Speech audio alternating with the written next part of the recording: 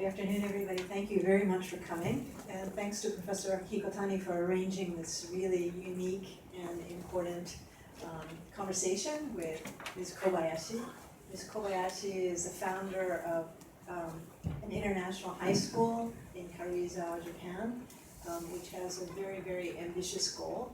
She's a very, very well-known female entrepreneur in Japan. She's done many things, startups on her own. She originally worked for Morgan Stanley, and I don't know if you have her biography, but I encourage you to read it. It's full of accomplishment. We're very fortunate to have her here at Columbia University. After her speech, we'll entertain some Q&A, but for the moment, I'll turn it over to Ms. Kobayashi. Thank you for being here. Thank you. So good afternoon, everyone. Thank you for coming. Should I just move this slides for a second? Right. There's there's of course. Up to you. Great. So I don't know how many of you are familiar with the school that I run. Can I show this? Oh, thank you. Wow, Thank you. So I think so I will be talking about the ideation and implementation and sustainability and sort of going beyond of our project. These slides have the PowerPoint presentation about three segments according to those categories, and I'll start with ideation. I'll be talking about for about 30 minutes so that we'll have ample time for Q&A and discussions. I don't know which way to look. So the ideation phase was, I think there are maybe 3 important moments in my life that got me to where I am today. So 1992, actually 1991, I was born and raised up in Tokyo until I was 16 years old. And I entered into a sort of prestigious Japanese high school, public high school in Japan. And at the end of the first term, I failed my math exam. I almost failed science exam. My homeroom teacher said, unless you work on your math and science, you're not going to get into any university in Japan. I'm like, thank you. I left my high school. I quit my high school because I said, that's not what I'm here for. I'd like to work on my strengths rather than the weaknesses, and I'm going to leave my high school. So, and then I was very lucky to have this full scholarship from the Japanese government to go to study in Canada. This was the first ever experience abroad. This is me, in 1991. And because I spoke no word of English back then, I struggled. I couldn't understand anything in classes. I was completely quiet in cafeteria. I had no boyfriend, very miserable life. And then there's a Mexican girl who lived next door in the dormitory, who was as miserable as I was. So we got really close. So she invited me to her house in Mexico City in the summer of 1992. This is actually not her house itself, but so she literally lived in a little shanty of maybe of this corner. And her entire family lived in a shanty by highway in Mexico City that shook every time that a truck passed by. And I said, wow. I didn't know how fortunate I was just to be able to go to school. I never thought as a Japanese how fortunate I was. And I think this was the moment I said, wow, I am very fortunate to be able to go to school, to have a house, and have a decent family. And she was like, oh, you look surprised, why? This is middle class. And she took me to a slum area, the largest slum area in Mexico in the summer of 1992. And that moment I promised to myself that every or any fortune or luck that I receive in my life should be used not for myself but to a wider community. That was 1992. Fast forward some decades. My previous job was with UNICEF in the Philippines, where I worked for street children in the Philippines. How many of you have actually been to the Philippines? Oh, a lot. Oh, wow. Anyone dare to say the population of the Philippines? No? Any guess? Population of the Philippines. It's our neighbor, come on. Or to Japanese people. So it's about 100 million people, Ichokuni, in the Philippines. And among Ichokuni, 100 million people, how many street children do you think they have? So I'll give you three options so you can choose them. One, 30,000, some money. Two, 300,000, 100 money. And then three, 500,000, 50 money. Who thinks number one? Some money, 30,000. You can be unique. It's going to be unique, yeah, 30,000. Number two, 300,000. A lot, yeah, okay. And then 500,000. I think in those questions, it's your best guess to go for the largest number, but the answer here is second, 300,000. So among my job then was to provide informal education to street children, who are about 300,000 people in the Philippines. And so this is me with the kids that I used to work with, and this itself was very rewarding. I could see that the very basic literacy education that we were providing was changing the lives of those street children. At the same time, as a UN officer, you live in the Makati, the sort of Mannochi equivalent of Manila, and live in skyscrapers and dine with all the ex-president's sons and daughters. And I said, wow, given this disparity, educating the poor is critically important. But that alone doesn't actually get you anywhere unless you educate change makers. So that's the time I became interested in educating future leaders or change makers. They don't necessarily have to be politicians per se, but people who can actually make changes in the world. So this is Tanya-san, who I should know from his days at Salomon Brothers. I happened to meet him in 2007 when I had these big questions growing in my head. And we started talking about starting a school. So in 2008, we started talking about this idea in 2007, but I actually came back to Japan in the summer of 2008 to establish a school with a mission to empower students to become transformational leaders who explore new frontiers for the greater good of Asia and beyond. And this was actually the skeleton of the blueprint of a campus that we drew back then, which actually surprisingly looks pretty close, similar to what we actually have. This is in 2008. Implementation. As some of you may know, it took us a long time to establish a school. We thought it would be taking about 2 to 3 years. We ended up taking 6 years instead. I'll walk you through why. So I think there are three fundamental components to this. One is fundraising. The second one is government regulations. The third one is team building. So I'll talk about fundraising first. When you hear August 2008, what comes to your mind? Oh yeah, finance people cannot forget that long time. Yeah. Huh? Thank you. Financial crisis happened, hit Japan and the rest of the world. So actually, Tanya-san had softly placed, this is all public information, so Tanya-san had softly placed $20 million before I went back, I came back to Japan. 3 weeks later, financial crisis happened. 20 million was gone. He said, here's my $20,000. That's all I can give you. Wow. From 20億 to 200万円. That's how we went. So we said, oh, $20,000 doesn't get you anywhere, let alone building a school. I said, there are two options that I could take. A, to go back to UNICEF and then do my third year, or just own it. Own this project and run with it. Obviously, you know what I did. So I said, you don't have to pay me. I'm going to own this project and run it myself. And a lot of people ask me why I made that decision. I think this was the first project or job that I thought I was born for. Everything from the day I left Japan, the Japanese high school, to going through the banking and then a startup and Japanese government, UNICEF, everything led me to I think this project. So that's how it really felt. I said, this is what I'm going for.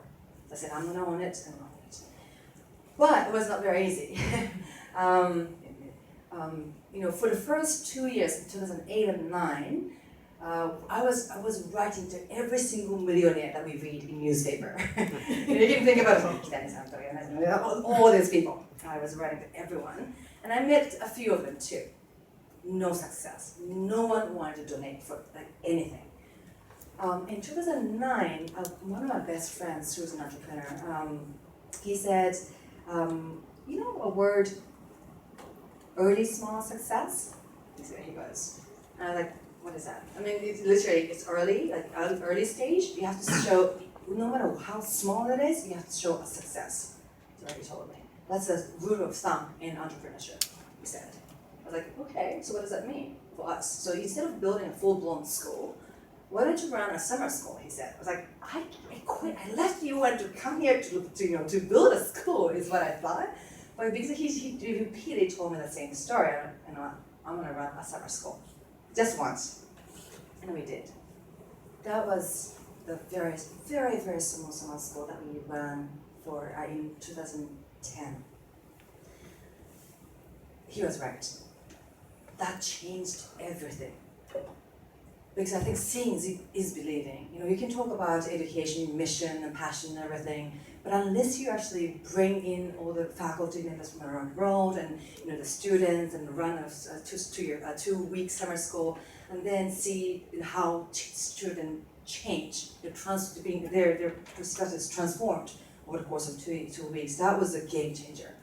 We started having the first donor we had was a mother of a first student. Or summer school. She said, I can't donate 20 million US dollars, but here's my 10,000, no, she said, 100,000 dollars, just like 10 million. And she goes, here's my donation. And I was like, wow, instead of going for someone who can donate 20 million per person, why don't we go for 100,000 per person? And just get hundreds of them. And that's what we did. And these are the people who have already donated over $100,000 or above, between $100,000 to $5 million US dollars. I think some of the other lessons learned from here is that I literally spent more time thanking people than trying to meet new people. When you're fundraising, a lot of young entrepreneurs come to me for advice for fundraising, and they're like, how do you network? How do you meet new people? And can you introduce me to someone? That's not what you do. You thank every single person that you meet, and then even if she or he doesn't give you any funding, I literally write to everyone that I meet. Nowadays, I can't do that anymore, but in the first 5 to 4 years, I write everyone that I met, thanking for their time. And if money comes with it, I thank them more. But literally, you thank them. And because what it does is that people, it might not be the funding that he or she gives you right away, but he is going to be your biggest advocate. And he will talk about your project everywhere he goes. And you start bringing more donors. It was very magical how this sort of, word of mouth is really got out there. Number 3, resilience is everything. Konosuke Matsushita, a very famous Japanese, renowned business person who needs no introduction, he said, people who succeed are people who do not give up. It's very, very simple. But it is to say, every single project has ups and downs. And so many people give up at the bottom of the project. And it's called failure afterwards. But if you persevere, and if you are resilient enough at the bottom, it will. It may take time, but it will always come back. And that's called a success. As simple as that. So resilience is really key, is what I learned. In Japanese we say we sit on a rock for 3 years. I sat on it for 6 years. It was a long time sitting on a rock. But so second one is government regulations. When I say that I established a school in Japanese government setting, they're like, oh, you must have struggled so much with those bureaucrats. Which is actually not necessarily true. Because at the end of the day, the government people were the biggest supporters of our project. So I learned that literally do trust the government officials. and talk to their hearts. Don't talk on the papers or heads, to their heads, but talk to their hearts. Because they became bureaucrats for reasons. They decided to work for a minister of whatever, Minister of Education largely for my part. But they decided to work with us governments for a reason. They wanted to do something good, right? And then some people change over the course of the years, but but you have to remind them of their passion. Remind them of what are you here for? What do we need for Japan? And what does that look like in Japanese education system? You're like, oh, maybe a project. Like, that's what I thought, And then they start supporting you. And literally, the second one, these two are pretty much linked. When I say where there's a will, there's a way. These ways were not found by me. Actually, the government officials led me. They helped me find those ways. I'll tell you some examples. So number one, Japanese school law, 学校教育法, literally says that all the schools, elementary, middle school, and high schools have to operate in April to March calendar, Japanese schooling calendar. Universities are exempted, but as primary, secondary education are not exempted. So our school is international calendar, September to June. We're the first Article 1 Japanese Minister of Education accredited international school which operates in international calendar. How did that happen? Some of the government officials, Minister of Education people, came up to me and said, you know what? They're actually a special, we call it the it's credit-based high schools where some of the dropout or people who work during the day go to, and then those are the high schools, but a very special way. For those schools, you can actually enroll at any time of the year, and as soon as you get all the credits, then you can graduate. And then I said, oh, that's interesting. What if all of our students happen to enroll in September, and they happen to get all the credits just by chance and graduate in June? Is that illegal? He goes, I don't think so. Oh, do we go for that? That's what happened. So it was not me. It was like them hinting something for me. And the second, because it's really not an exception, because there's another incident that happened. Teacher credentials, teacher certificates. Right, Japanese Article 1 schools, these classes have to be taught by Japanese certified teachers, period. That's what the law says. I was looking at other schools and said, there are some of the professors from universities come into high schools once a week and then they give credit and they give you a talk and they give credit. Like, how does that work? And I just actually something called special teaching license, tokubetsu menkyo in Japanese law. And I said, so why can't I get like that for all my faculty? And Nagano Prefecture, it's under Nagano Prefecture. And they go, oh, there have been only 2 over the past 47 years of Nagano Prefecture's history. I said, what does that mean? And then they said, those 2 were both Nobel Prize laureate sort of nominees. I was like, but the law doesn't say that, does it? And the only requirements that the law had was number 1, the person has a sufficient knowledge of subject. Number 2, the person had a good character. As vague as that. And I was like, there's no Nobel Prize, whatever, nominee, nothing. I said, can I apply for all my teachers? They said, are you not? Are you literally not? But after a year, we got to 20. So in Japan, there may be 70 to 80 special certificates created every year, and then 20 were our school. So number 3, and then also this is a key. I push the boundary with a smile. It says, I think that so many of us try to fight against the bureaucracy and fight against it with a strong fist. It doesn't work. Imagine if you're on the other side, right? You need to come approach with a smile and literally believe in their heart. Again, going at the first line, they are administrators for reasons, and then do remind them of the cause, why they're there. Building a team. Number 1 was, I think, really a shared vision. I literally every person I met after 2008, I spoke about my passion, and mission, and why I wanted to school. Then you heard the sort of short version of my life story, but I would tell that to everyone like hundreds of times. And I think people, a lot of people think about when you start up a new project, they're like, what is the market share? What is the growth rate? And how would it make sense business wise, or how does it make it sustainable? That's not. I mean, that is important in some way, but that's not the most critical part. Because I think at the end of the day, people, that we have to talk to their hearts, not to their heads. And thinking about numbers is obviously important, it's critical, but I think it's much more important that you touch their hearts, and then they become your partners. And then number 2, gratitude. From 2008 to 2012, when the permission from the government was granted, it was me and a bunch of volunteers. No full-time person was on my team. So what happened was everyone was, the mother with 3 kids who would be, coming maybe once a week or twice a week, or maybe a person who would have a day job and who would only come in during the evening. And at times I'm like, if it were me, a 10 of me, it would be much faster, or maybe I could do it even better.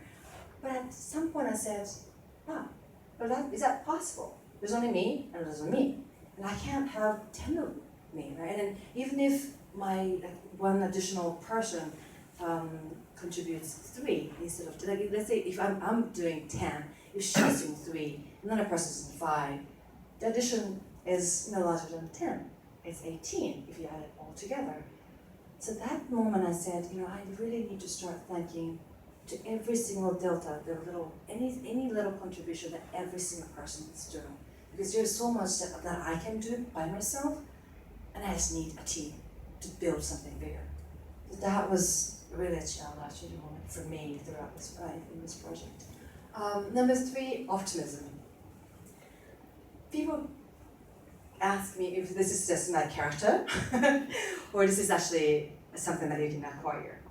I want to believe that it's a latter, and optimism with will is what I always say to young entrepreneurs. But I think because everyone is looking at your back, basically.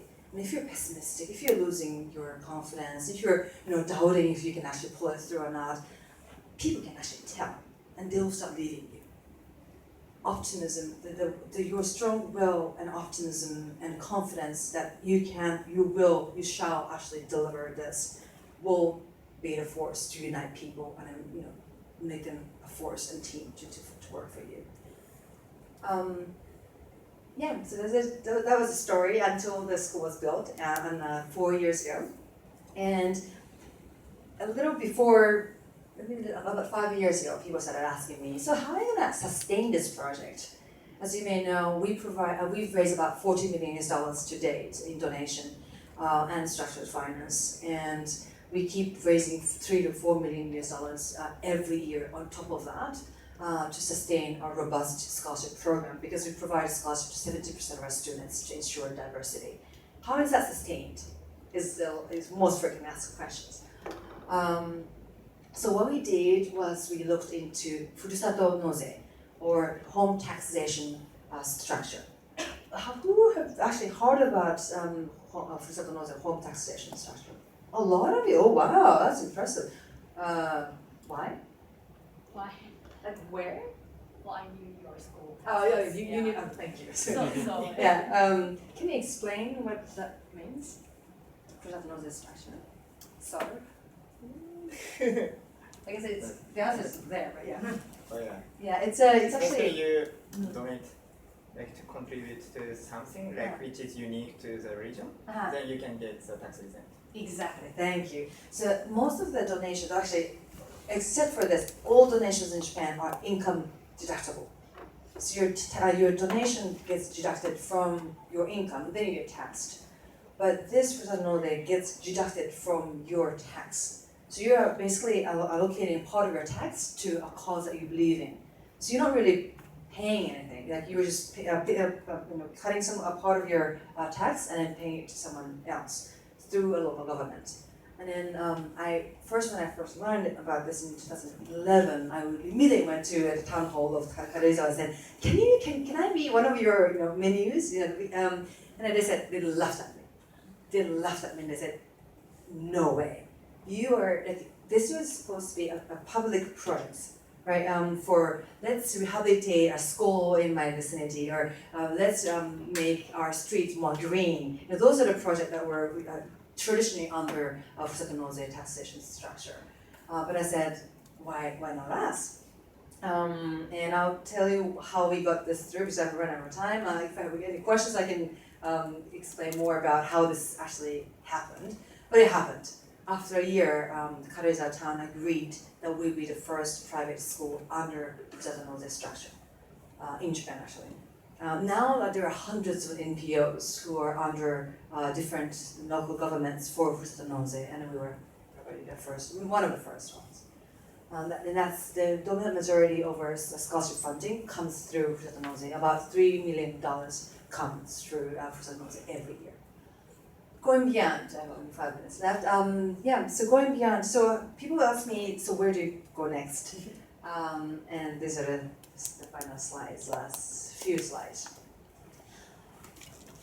The questions that we had were those two. Question number one, how can we bring in more diversity in our student body? When I opened, we had about 17 countries, and then we grew to 38, and we have 58 countries in the world, nationalities. But there are a lot more countries in the world. And also, because we admit our students only through English-based exams, like children in Myanmar or children in Ghana, if who don't speak fluent English, Ghana is actually speaking English, but like Myanmar or Chile, how can they actually come to our school? That's our biggest question, number one question. And number two, how can we ensure that our graduates' future isn't affected by their socioeconomic background? Granted, when they are at our school, we provide a scholarship. So a lot of, regardless of our socioeconomic background, you can actually come to our school. But once you apply to the U.S. universities or UK or even Japanese universities, how can we make sure that they can afford the higher education? Those are the biggest questions that we had. The answer was United World College. We just became the world's 17th and Japan's first United World College this August. And this answers those questions at once. Because answer one, UWC has what we may call national committees in 159 countries in the world, with 3,500 volunteers recruiting and outreaching to the communities and recruiting the best and brightest, regardless of their backgrounds, throughout the year. And then by becoming a part of UWC, we immediately have access to the infrastructure, number one. Number two, Davis US UWC Scholarship Program. This actually offers scholarship to all UWC graduates, including ours now, once they get into top 90 US universities. Davis Scholarship Foundation and the university actually provides the scholarship for the portion that student cannot afford. So this is a huge thing. I think they donate. Davis himself alone contributes about $15 million every year for that scholarship. Also, when I told the story to Nippon Foundation, Nihon Zaidan, they're like, oh, then everyone is going to end up going to the US universities. I was like, oh, maybe, yeah, because they're free. And then they go, oh, we're going to provide scholarships to Japanese universities. So now Nippon Foundation, starting from last year actually, very generously is covering entire stipend, tuition, and airfare for students who decided to go to Japanese universities. So for our graduates, if they go to either US universities or Japanese universities, they're covered. That was a huge achievement that we had just this August, after 5 years of negotiation. Finally, my final slide, scaling the impact. A lot of people ask me, like, are you opening another school in some other prefectures? Are you going to expand to other countries? The answer for now is no. Our school is very small. We only have 200 students. Now at 170, we'll be growing to 200 students. We'll stop at 200. and there's so much we can do to impact the Japanese education system. We have capped our Japanese population, Japanese citizens, to be under 30% for a student body or below. So it's a very small number of Japanese students that we have in our school. So instead of trying to create more schools like ours, I said I need to look up Japanese educational reform more broadly. So this is, I guess you can recognize some of the faces on the right, obviously, but I served on the Committee for Rebuilding Japanese Education System under Prime Minister for 2 years. And then because some of the legislative changes happened that I lobbied for, and now teacher reform is actually decentralized to local governments. I work very closely with Nagano Professional Governor and his team on Bureau for Education in Nagano. And I've been increasingly involved in policy reform or education policies side of things, and that's why I'm actually here at Yale for a semester this year. Because I find myself spending less and less time for my school because my team we hired a head who runs the team. So I'm spending more time on policies and educational reform. So I said, I'm not equipped enough. I need to learn, reskill myself at the age of 42 so that I can be better prepared to make a very responsible, solid set of recommendations for Japanese education reform. So that's, I think, my little way of trying to scale the impact that from our school project. But I have only 5 or 6 weeks left at Yale. And I'm fascinated about the amount of knowledge and expertise I'm learning from my professors and their friends. But yeah, it seems like an endless journey. But I'm really excited to where this takes me to. With that, I guess final. My dayunome, my phrase, my favorite phrase, is that this is a phrase from French philosopher Alain that goes: pessimism comes from the feelings, optimism comes from the know. And again, I cannot emphasize enough how important optimism, strong will is especially in creating something from scratch. There's so many obstacles and challenges that you have to overcome when you are trying to create something new and from scratch.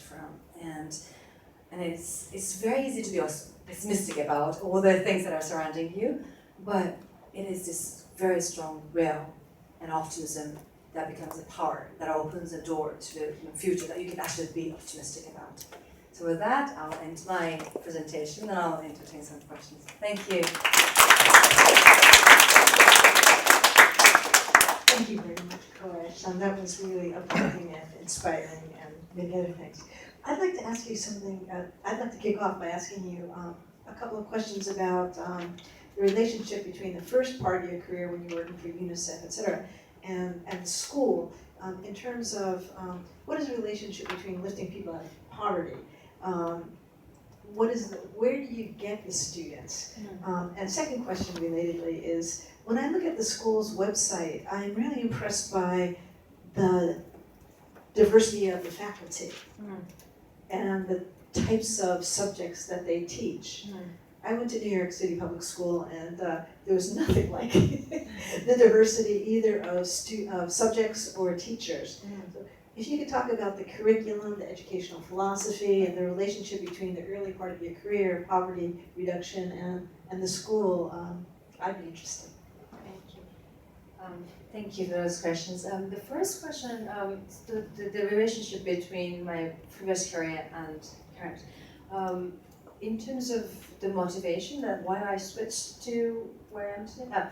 So I think I briefly talked about what brought me here from UNICEF to here. But are they related? Does the school seek to alleviate poverty through education? Oh, of course. Yes, thank you.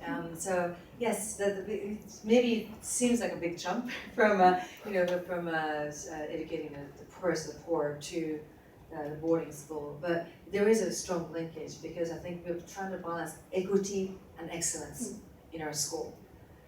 So we, as I said, we provide scholarship to 70% of our student body based on their demonstrated needs. And in monetary basis, it's about 50% above. It's a very robust scholarship program that we provide, so that, because excellent education does cost money.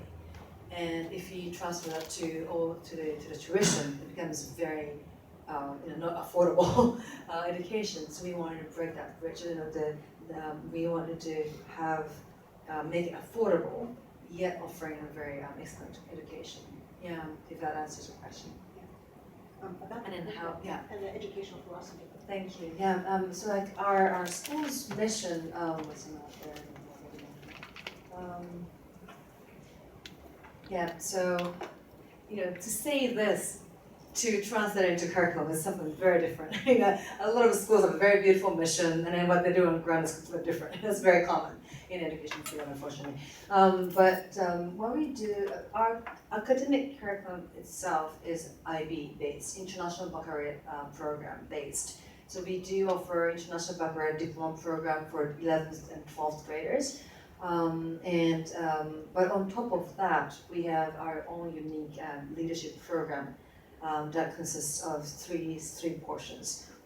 One is that we do actually mind self-discipline, because we believe that leadership actually starts from awareness of self and then surroundings. Instead of going, let's solve the world's largest problem, instead of that, let's ask ourselves first what we're most passionate about, what we're most concerned about, what moves us most, what motivates us most. So mindful self-discipline course is the core of our leadership program. And then once you have found this, the problem that you want to tackle with, the next comes design innovation or design thinking approach, the course that we offer. So design thinking approach, I think some of you may have heard of it. This was designed, first programmed in D School at Stanford University, D.School. And design innovation, design thinking approach is basically is a method that people can learn how to ideate the solution and then prototype and then get feedback and improve your prototype again until you get a solution. So it's a methodology, sort of skill. And then we actually have a project week is a third component, because we can all learn about this on desks, but it's at the 10% of learning. The most of 90% of learning happens outside the classroom. So we have project weeks, 2 weeks every year, where there's no class in entire school, and then students go out and actually create their own projects, and then they fundraise, they go with it, and they actually they prepare for those 2 weeks throughout the year, but the actual implementation happens in those 2 weeks. So those are the three main components of our leadership program. If any is interested in any question about details, I can actually give you more examples, but I can go on forever, so I'm going to stop at there.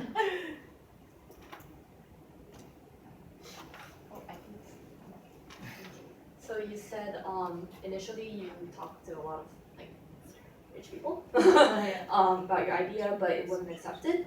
But a few years later, you showed the photo of 50, 100, a lot of funders for contributing to your school. What changed between that point and now, where you got so many supporters? Did you change your idea? Did you change your attitude in some way, or is it what is it? It's my question. Thank you. So I may not have been very clear about it, but this was it. Early small success. The summer school that we ran changed everything, because I think it really proved that our team can actually deliver what we promise. So many people talk about their passion, talk about their dream, without proving the ability to actually deliver the result that the donors are looking for. So you don't have to start building a school from day one, but the fact that we offered a summer school and the fact that the 2 weeks actually did transform a lot of children's perspectives for life and towards the world, that word of mouth really started spreading out. And the media helped us too. So in the right after the first summer school, Nikkei business started to cover us. And once there's specific story, not just the passion and wishy-washy stuff, but the specific story of the people, the students who went through the program, and what the reporters saw on the ground. Once that got in the media, it was very great. In 2011, for the second summer school that we ran, we had about, I think, 4 TV cameras and 10 magazines and 4 paper newspapers covering a story broadcasting throughout Japan. And the next year, actually, the international media came.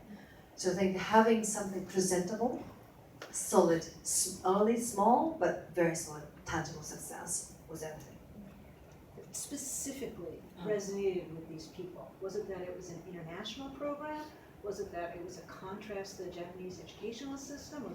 Was it just the innovativeness of it? What really made these people sit up and because they could have given money to UNICEF or something else, or to some domestic program. What was it that made these people so excited specifically? Thank you, that's an excellent question. I think so many people had been frustrated about Japanese education, and we knew something had to change. And there was a small project that were on the ground, but it was by a lot of individuals, but there was no solid school that represented what people were thinking. And I'm not saying this is the only answer. I mean, I think what Japanese education needs is an option, like wider options. So we actually presented an option that doesn't exist. So this is not the answer, but they were like, whoa, this is what we're looking for. This could be a solution to what we have been frustrated about. So I think that was a generous.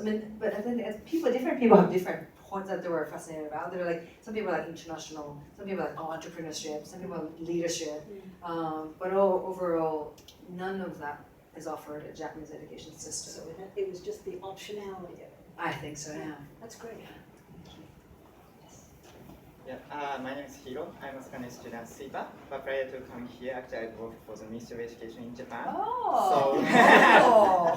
Thank you so much for your comment on no. the government. I thought you might criticize the government, but yeah, it was really great.